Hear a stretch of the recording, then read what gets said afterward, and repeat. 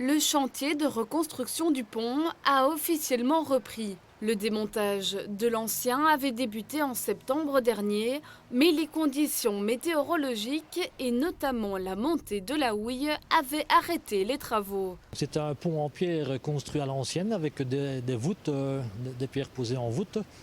Et le travail a consisté à démolir, démonter entièrement le pont, récupérer toutes les pierres de maçonnerie.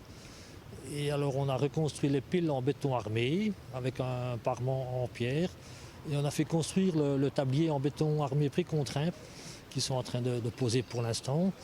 Et quand le tablier sera entièrement posé, on va le rhabiller avec des pierres de parement qu'on va récupérer pour avoir le pont à l'identique comme précédemment, quoi. Reconstruire à l'identique cet élément du patrimoine jeudinois était essentiel pour la commune. Disons, quand vous voyez l'ancien pont qui était là, c'était vraiment une carte postale. Et les habitants, même nous, autorités communales, ne pouvions pas faire autrement. Et c'est avec grand cœur que nous avons voulu remettre le pont à l'identique.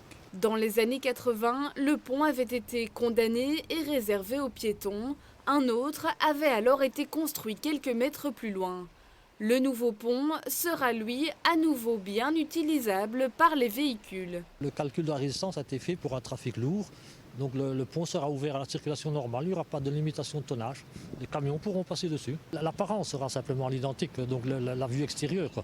Mais le cœur du pont, donc la partie qui soutient la charge, a été faite avec des techniques modernes de béton armé, quoi. Avant, c'était uniquement les voûtes en pierre qui soutenaient la charge, mais maintenant ce n'est plus possible, quoi.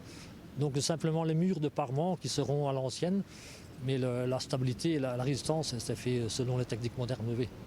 Aujourd'hui, les dalles de béton ont été posées, mais il faudra à nouveau attendre que le niveau de la rivière baisse avant de passer aux maçonneries.